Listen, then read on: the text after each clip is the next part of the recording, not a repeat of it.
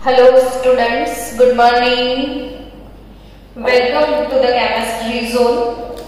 बच्चों, आपका coordination compound वाला चैप्टर खत्म हो गया है और अब शुरू करने के लिए जा रहे हैं और एक नया केमिस्ट्री जो कि है इलेक्ट्रोकेमिस्ट्री।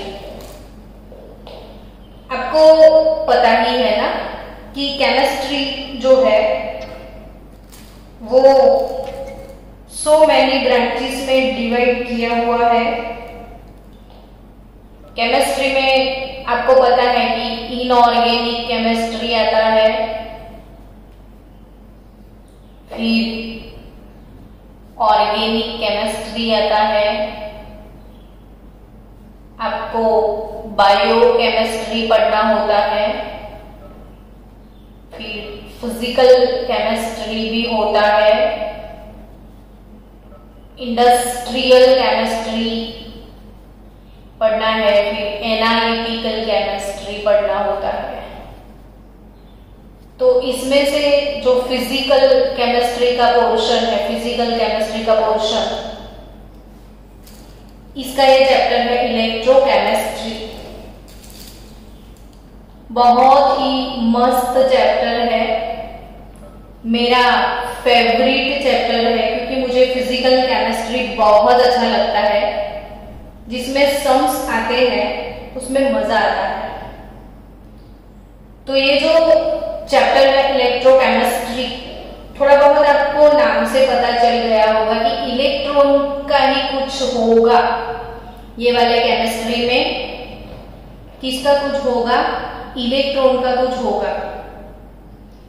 थोड़ी छोटी छोटी बातें पहले सीखते हैं, फिर इलेक्ट्रोकेमिस्ट्री में एंटर होते हैं। आज शायद हो सकता है लेक्चर थोड़ा लंबा हो जाए, आपका जो ब्रेक का टाइम है वो भी थोड़ा बढ़ जाए इसमें, लेकिन कोई बात नहीं, थोड़ा एक्सेस आज हो जाए तो हो भी जाए।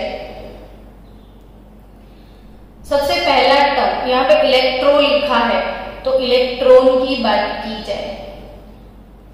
अब सबको पता है ना, इलेक्ट्रॉन एक पार्टिकल है और इलेक्ट्रॉन नाम का पार्टिकल अगर ऐसे फ्लो करता है, बहुत सारे इलेक्ट्रॉन मिलके ऐसे एक ही डायरेक्शन में भाग रहे हैं, इसको हम बोल सकते हैं फ्लो ऑफ इलेक्ट्रॉन। और आपको पता है flow of electron is nothing but electric current. Flow of electron is nothing but electric current, जिसको हम I बोलते हैं, which is measured in ampere unit. तो what is electric current I? तो it is nothing but flow of electron. आपके घर में भी जब स्विच ऑन होता है और ट्यूबलाइट या बल्ब ग्लो करता है, तो उसके साथ जो वायर कनेक्टेड होता है, उस वायर में से क्या पास होता होगा? इलेक्ट्रॉन्स। ऐसे बहुत सारे इलेक्ट्रॉन्स वायर थ्रू ऐसे फ्लो करते होंगे और तभी आपको इलेक्ट्रिक करंट गेन होता है। और याद रखना, इलेक्ट्रॉन इस डायरेक्शन में अगर जा रहे हैं, तो सपोज ये इलेक्ट्रॉन की डायरेक्शन है तो करंट उसकी ऑपोजिट डायरेक्शन में फ्लो होता है, क्योंकि कोई चार्ज पार्टिकल एक्सीलरेट होता है तो उसके पीछे इलेक्ट्रोमैग्नेटिक फील्ड होता है। कोई चार्ज पार्टिकल ऐसे प्रोपेगेट करता है तो उसके पीछे ऐसे इलेक्ट्रोमैग्नेटिक फील्ड होता है जो कि एक दूसरे के परपेंडिकुलर होता है। तो एक टर्म ये याद रखना कि व्हाट इज इलेक्ट्रिक करंट, तो it is nothing but flow of electron. अब दूसरी बात याद रखना कि ये जो इलेक्ट्रॉन है ना, उसके ऊपर ये आपको नेगेटिव मैंने लिखा हुआ है, वो है क्या? तो चार्ज ऑफ इलेक्ट्रॉन है। सबको पता है ना कितना चार्ज है एक इलेक्ट्रॉन के ऊपर? तो 1.6022 इंटू 10⁻⁻19 कूलम्ब। एक इलेक्ट्रॉन के ऊपर कितना चार्ज है? एक इलेक्ट्रॉन के ऊपर कितना चार्ज है बच्चों? तो 1.6022 इंटू 10⁻⁻19 सिर्फ एक इलेक्ट्रॉन के ऊपर।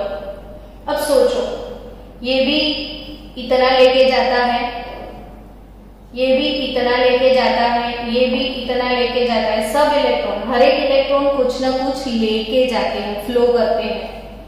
तो आपको ये सोचना है कि एक इलेक्ट्रॉन अगर इतना चार्ज लेके जाता है, 1 इलेक्ट्रॉन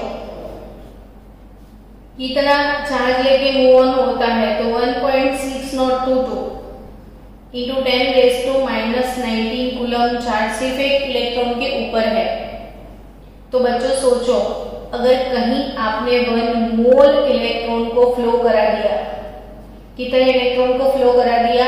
1 मोल। और 1 मोल यानी कितना? तो 6.022 इंटू 10⁻23। 1 मोल मतलब कितने इलेक्ट्रॉन? तो 6.022 इंटू 10⁻23 इलेक्ट्रॉन।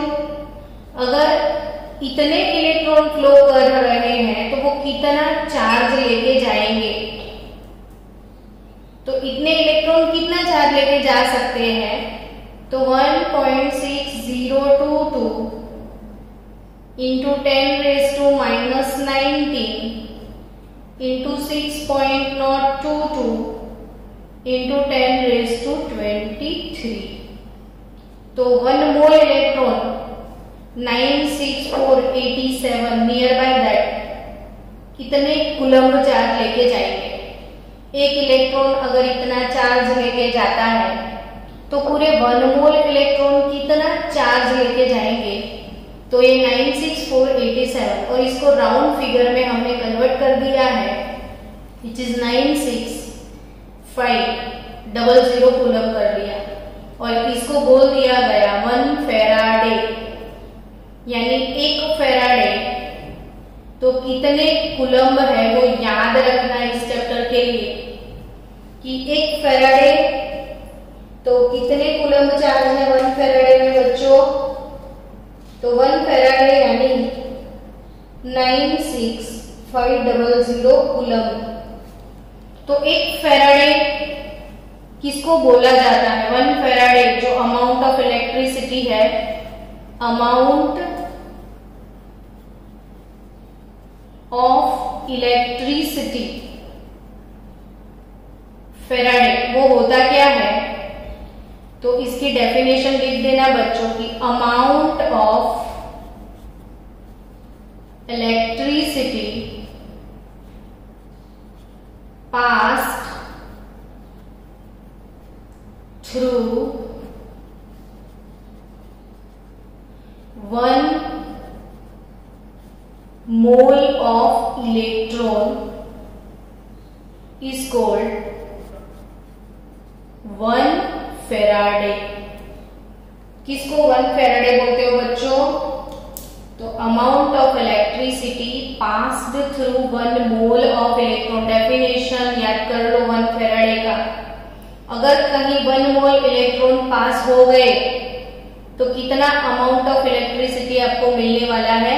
1 फेराडे जितना। अगर 2 मोल इलेक्ट्रॉन पास होते हैं तो you will gain 2 faraday. 3 mole electron पास होते हैं तो you will gain 3 faraday. So n mole electron अगर पास हो जाते हैं तो n फेराडे करंट हमको मिलता है। कितने फेराडे करंट हमको मिलता है? n Faraday. चलो अब इलेक्ट्रोकेमिस्ट्री स्टार्ट करते हैं। ये तो थे डिफरेंट वर्ड्स ऑफ इलेक्ट्रोकेमिस्ट्री। तो इलेक्ट्रोकेमिस्ट्री में सबसे पहले आता क्या है और इसकी रिक्वायरमेंट क्या है इलेक्ट्रोकेमिस्ट्री में? तो students, electrochemistry actually is the study of production of electricity what is electrochemistry? तो it is study of production of electricity, study of production of electricity from energy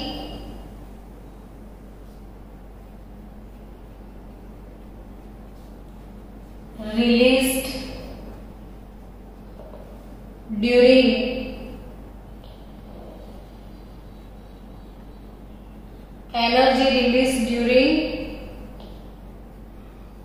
the spontaneous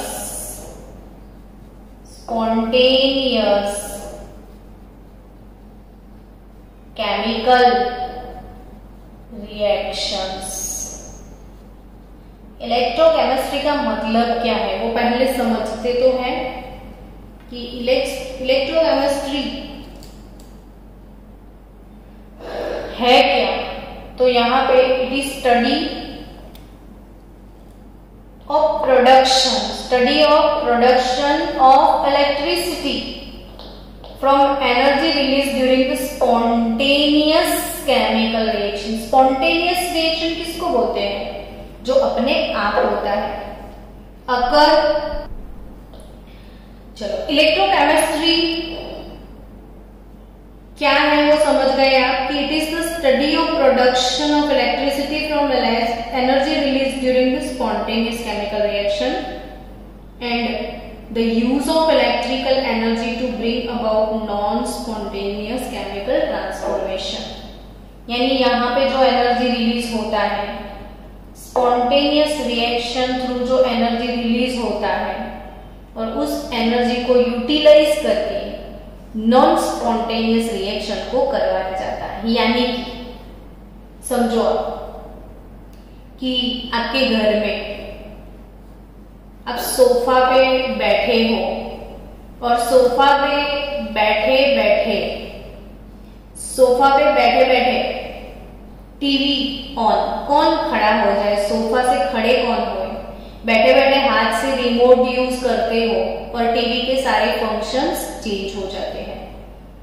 हम जहां पे भी खड़े हो वहीं से किसी के साथ बात कर सकते हैं, मैसेज उसको वहीं से भेज सकते हैं, तो वो मोबाइल फोन। छोटे बच्चों के टॉयज की वो स्विच ऑन करे और वो टॉयज मूव ऑन करे। यानी ये सब कैसे चलता है, स्पॉन्टेनियसली कैसे ये सब काम हो रहा है। वॉल क्लॉक है या हैंड वॉच है, तो आप रिस्ट वॉच की बात करें या वॉल क्लॉक की बात करें या टॉयज की बात करें या मोबाइल की बात करें या आपकी बाइक, ऑटोमोबाइल जो भी है, ऑटोमोबाइल में सेल्फ स्टार्ट होता है ना, कीक नहीं मारना पड़ता है अब, तो सेल्फ स्टार्ट है सारे ऑटोमोबाइल। कार में बैठे बैठे आप एसी चला सकते हो, सॉन्ग बजा सकते हो, सारे फंक्शंस कार के ऑटोमेटिक है। तो वो किस वजह से है? तो उनके पीछे की जो वजह है ना, बैटरी। क्या वजह है? बैटरी। मोबाइल बैटरी नहीं है, बैटरी डिस्चार्ज है, तो मोबाइल यूजलेस है। सेल नहीं है तो रिस्ट वॉच यूजलेस है। यानी सबके पीछे रिस्पॉन्सिबल फैक्टर जो है वो है कौन? तो वो है बैटरी। और बैटरी यानी कि बच्चों इलेक्ट्रो केमिकल सेल। बैटरी यानी क्या? Electrochemical cell. सबसे पहले मैं आपको एक बात बता दूं कि आपने अब तक लोअर स्टैंडर्ड से लेके अब तक जितने भी सेल आपने पढ़े हैं वो दो टाइप के थे। जैसे आपको पता है कि आप कॉपर रिफाइनिंग पढ़े हो, है ना, तो कॉपर रिफाइनिंग कैसे किया था आपने? तो यहाँ पे एक वेसल था, उसमें कॉपर सल्फेट का सॉल्यूशन डालते थे, फिर दो इलेक्ट्रोड ऐसे प्लेस आउट करते थे। एक इलेक्ट्रोड इम्प्योर कॉपर का होता था, दूसरा प्योर कॉपर का होता था, उसके साथ बैटरी को कनेक्ट किया जाता था और बैटरी कनेक्ट करने से हम इसको इलेक्ट्रिक करंट सप्लाई करते थे और फिर कैथोड पे डिपोजिशन होता था। ऐसा सेल आपने पढ़ लिया है। 11th में आपने जैसे डाउन सेल पढ़ा था एस ब्लॉक एलिमेंट में, कॉस्टिक सोडा का प्रोडक्शन, कास्नर केल्नर सेल। तो वो जो सारे सेल अब तक पढ़े हैं ना, वो कैसे सेल थे आपके? तो वो इलेक्ट्रोलिटिक सेल थे, वो इलेक्ट्रोलिटिक सेल थे बच्चों। अब तक जो आपने सेल पढ़े हैं वो इलेक्ट्रोलिटिक सेल थे। हमको आज इलेक्ट्रोलिटिक सेल नहीं पढ़ना है, हमको कैसा सेल पढ़ना है? इलेक्ट्रोकेमिकल सेल पढ़ना है, यानी कि बैटरी पढ़ना है। यहाँ पे तो बैटरी आप ऑलरेडी लगाते थे। ये एक्सटर्नल बैटरी, एक्सटर्नल पोटेंशियल आपको देना पड़ता था। यहाँ पे कोई पोटेंशियल जनरेट नहीं होता था। यानी कि बच्चों इसका प्रिंसिपल था electric energy converts into chemical energy. Electric energy converts into chemical energy. जबकि यहाँ पे डिफरेंट प्रिंसिपल है। केमिकल एनर्जी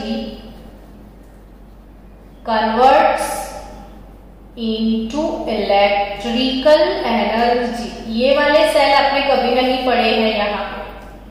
अब तक आप ये पढ़ते थे इलेक्ट्रोलिटिक सेल। बच्चों आप क्या पढ़ते थे? इलेक्ट्रोलिटिक सेल, जहां पे एक्सटर्नल एनर्जी प्रोवाइड किया जाता था। ये नॉन स्पॉन्टेनियस रिएक्शन था। नॉन स्पॉन्टेनियस यानी जो इटसेल्फ नहीं होता है, अपने आप नहीं होता है, हमको करवाना पड़ता है। ये खुद होगा।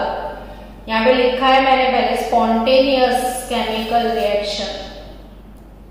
अभी आपको कोई बोले कि भाई ये जो बैटरी है या सेल है वो आप खुद घर पे बना सकते हो, तो यस आप खुद भी बना सकते हो। उसमें कुछ है ही नहीं, बहुत सिंपल है, लेकिन सुनने के बाद टफ लगता है। तो आज हमको बैटरी पढ़ना है और उसके नेक्स्ट लेक्चर में भी बैटरी कंटिन्यू होगा। तो ये जो आज हमारा टॉपिक है, मेन टॉपिक, वो है इलेक्ट्रो केमिकल सेल। क्या मैडम उसके और भी नाम है? तो यस, उसके बहुत सारे नेम्स हैं। और वो कौन कौन से नेम्स हैं वो भी देख लेते हैं। इसको डैनियल सेल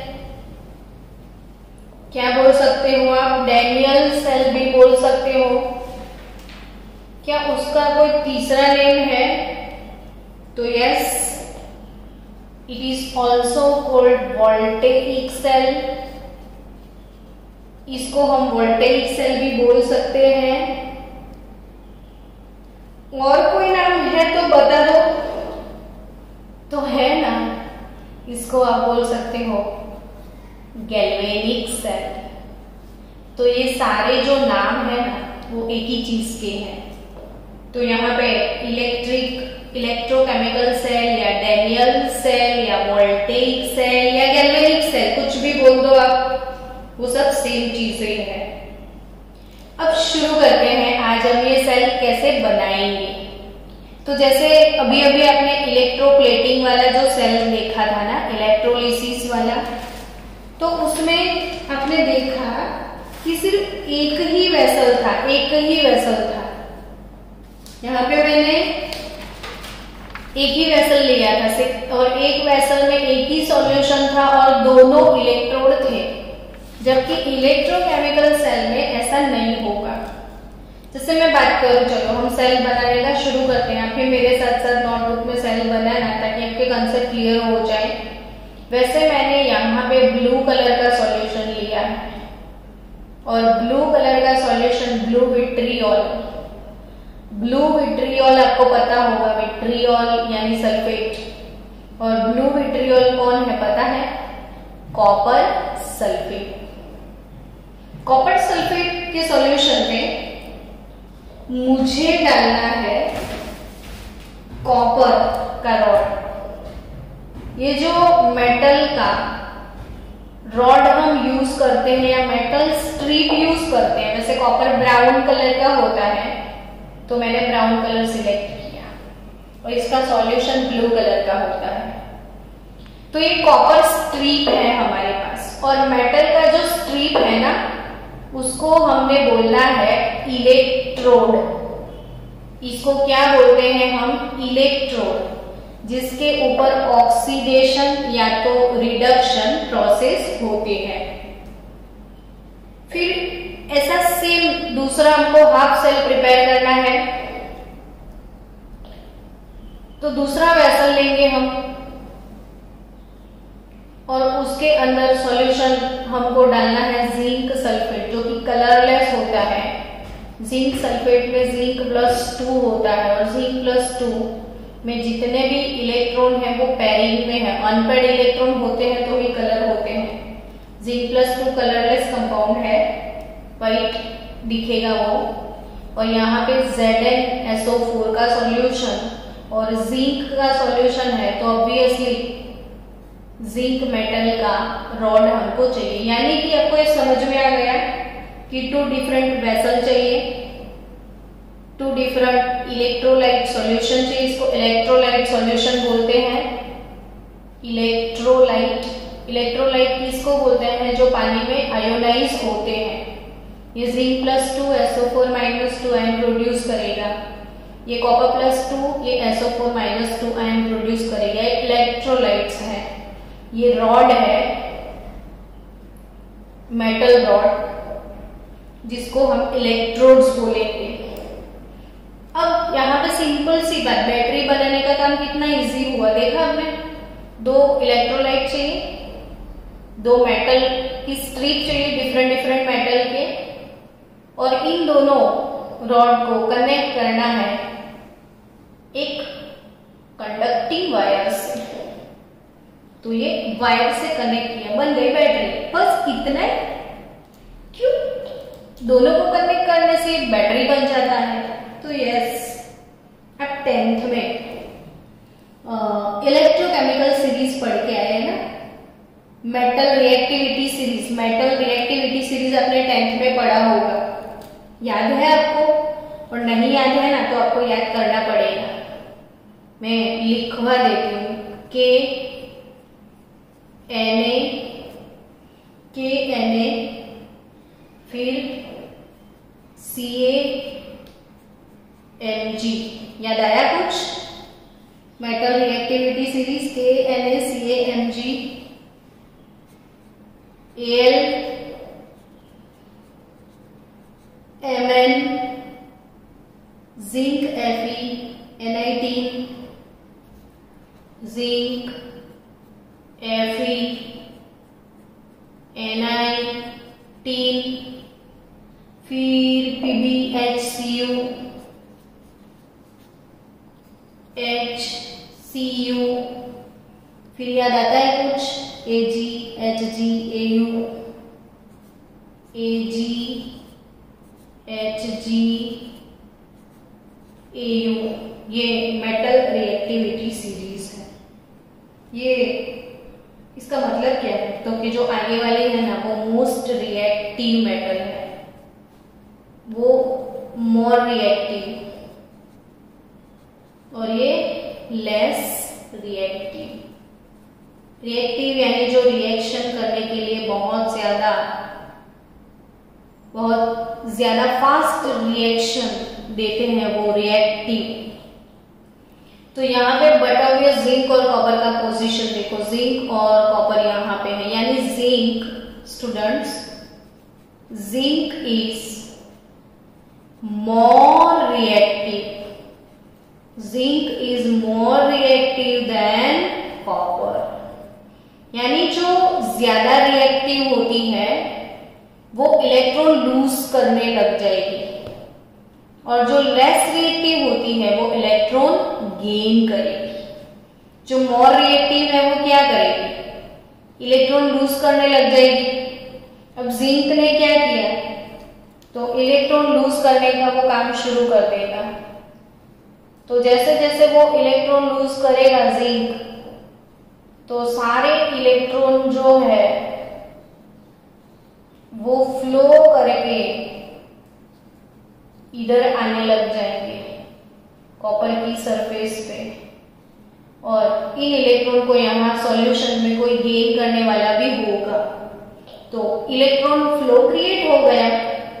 और वैसे भी हमने अभी पढ़ा कि flow of electron is nothing but current, तो यहाँ पे इलेक्ट्रॉन फ्लो, जिंक जो है वो एनोड होगा। क्यों वो एनोड होगा, क्यों उसका चार्ज ज्यादा कौन सा होगा वो समझते हैं। तो यहाँ पे zinc is more reactive than copper. जो मोर रिएक्टिव होता है, मोर रिएक्टिव, उसका ऑक्सीडेशन होता है, यानी जिंक ऑक्सीडाइज होगा।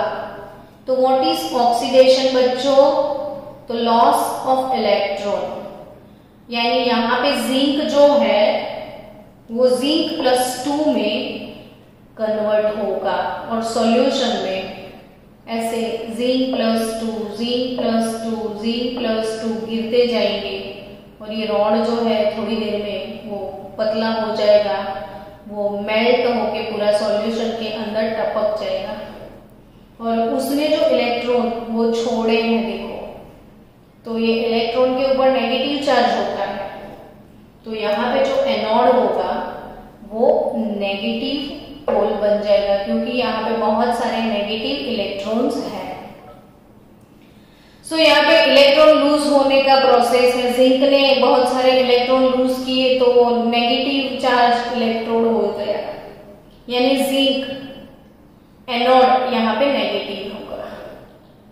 तो यहाँ पे हुआ क्या, एनोड पे ऑक्सीडेशन। तो आप याद रखना कि जो मोर रिएक्टिव होता है ना बच्चों, जो मोर रिएक्टिव है वो हमेशा एनोड ही है, और जो लेस रिएक्टिव होता है वो कैथोड बनता है।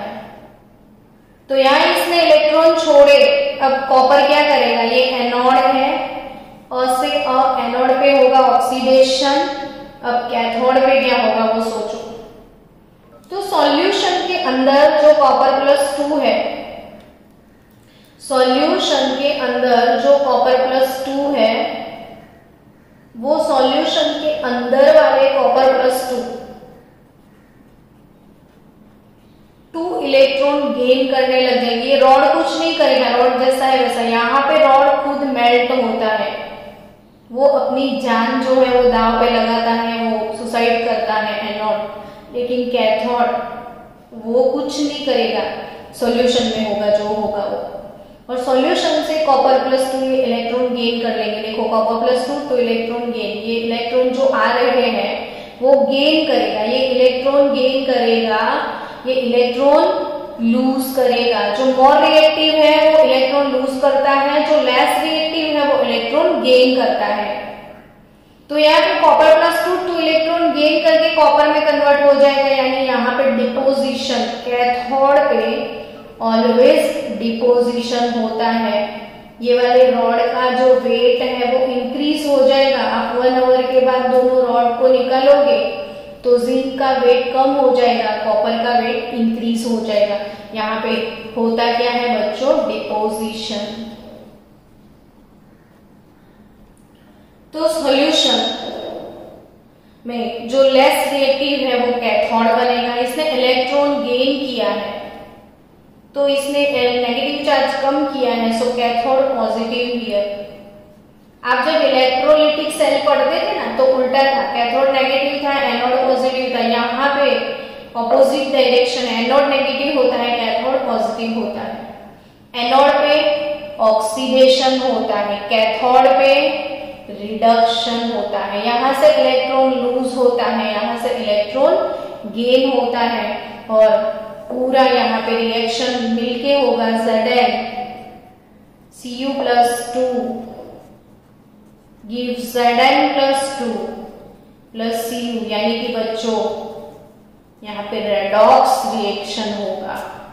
ऑक्सीडेशन और रिडक्शन दोनों पैरेलल जब होते हैं वैसे केमिकल रिएक्शंस को हम रेडॉक्स बोलते हैं। तो स्टूडेंट्स याद रखना कि यहाँ पे जो इलेक्ट्रिसिटी स्पॉन्टेनियसली प्रोड्यूस हुई, इलेक्ट्रिसिटी स्पॉन्टेनियसली जो प्रोड्यूस हुई due to redox reactions, it's a fruit of redox reaction. और guys redox reaction always exothermic होते हैं, वो भी चीज याद रखना। कैसे होते हैं एक्सोथर्मिक? यानी कि थोड़ी देर बाद आप सॉल्यूशन का टेम्परेचर अगर नोट डाउन करोगे तो टेम्परेचर इंक्रीज हो गया होगा। इन दोनों डब्बों में टेम्परेचर इंक्रीज होगा क्योंकि रेडॉक्स ऑलवेज एक्सोथर्मिक होता है। तो स्टूडेंट ये आई थिंक ये गैल्वेनिक सेल और डैनियल सेल और वोल्टेइक सेल और गैल्वेनिक सेल आपको समझ में आया होगा। और इसका प्रिंसिपल है chemical energy, chemical energy converts into electrical energy. अब इलेक्ट्रॉन फ्लो कहां से कहां है तो आपको याद रखना है anode to cathode. Electron flow का डायरेक्शन कौन सा है? Anode to cathode. Electron flow anode to cathode और current flow cathode to anode, यानी करंट ऑपोजिट डायरेक्शन में मूव होता है इलेक्ट्रॉन की। तो current flow cathode to anode, electron flow anode to cathode. चलो अब यहाँ फिर से एक बार रिवाइज कर लो। हमने आज इलेक्ट्रोकेमिकल सेल बनाया जिसको Daniell cell, voltaic cell, galvanic cell भी बोल सकते हैं। 2 डिफरेंट वेसल की जरूरत है। एक वेसल में ऑक्सीडेशन होता है, दूसरे वेसल में रिडक्शन होता है। ये सीरीज आपने नोटबुक में नोट डाउन किया होगा। कोई अच्छा सा पोएम आपने 10th में पढ़ा होगा, वो पोएम बना देना और मुझे सिखा देना। तो जो मोर रिएक्टिव होता है वो इलेक्ट्रॉन लूज करता है और जो लेस रिएक्टिव होता है वो इलेक्ट्रॉन गेन करने लग जाता है। अगर आप इनको कॉपर और गोल्ड को कनेक्ट करो, कॉपर और गोल्ड को, इनमें से किसी को भी हम यूज कर सकते हैं, बट पर्टिकुलर हम डैनियल सेल पढ़ रहे हैं तो डैनियल सेल में जिंक और कॉपर होता है। अगर आपने कॉपर को गोल्ड के साथ अटैच किया तो यहाँ पे copper is more reactive than gold, तो कॉपर एनोड बनेगा, गोल्ड कैथोड बनेगा। जो मोर रिएक्टिव होता है वो एनोड, लेस रिएक्टिव होता है वो कैथोड। आपको ये सीरीज बाय हार्ट करना है, धीरे धीरे सब आने लगेगा। तो आई थिंक आपको समझ में आया। अब इंपॉर्टेंट चीजें,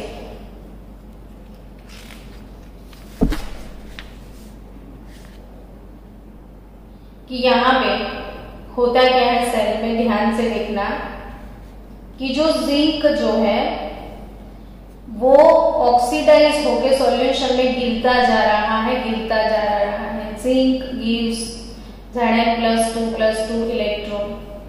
तो सॉल्यूशन के अंदर धीरे धीरे धीरे धीरे आफ्टर सम टाइम बहुत सारे Zn+2 इंक्रीज हो जाएंगे, यानी ये जो वेसल है पूरा पॉजिटिव चार्ज वाला हो जाएगा। अब ये वाले वेसल में क्या हुआ था वो समझो। तो ये वाले वेसल में कॉपर जो था वो सॉल्यूशन के अंदर से कॉपर+2 निकल के यहाँ पे डिपॉजिट होते जा रहे थे, डिपॉजिट होते जा रहे थे। यानी सॉल्यूशन में कॉपर+2 के साथ था सल्फेट -2। कॉपर+2 यूटिलाइज होते हैं तो बचता है कौन? सल्फेट। तो धीरे धीरे धीरे ये जो वेसल है वो नेगेटिवली चार्ज होता जाएगा। सो आफ्टर सम टाइम ये वाला जो पोर्शन है वो पॉजिटिव हो गया, ये नेगेटिव हो गया। सो न्यूट्रलिटी जो है, इलेक्ट्रिकल न्यूट्रलिटी, वो इम्बैलेंस हो जाती है, तो सेल बंद हो जाएगा। अब सेल बंद हो जाता है तो करना क्या है फिर, क्या करेंगे, तो कि न्यूट्रलिटी इम्बैलेंस हुई तो सेल बंद हुआ ना, तो क्या करेंगे, तो न्यूट्रलिटी बैलेंस करेंगे। और क्या करेंगे, तो न्यूट्रलिटी बैलेंस कैसे की जाती है वो समझते हैं। तो उसके लिए यू शेप का एक ग्लास का ट्यूब होता है। यहाँ पे हमने दोनों के बीच में एक ब्रिज बना दिया जिसको बोलते हैं सॉल्ट ब्रिज। क्या है बच्चों, ये सॉल्ट ब्रिज।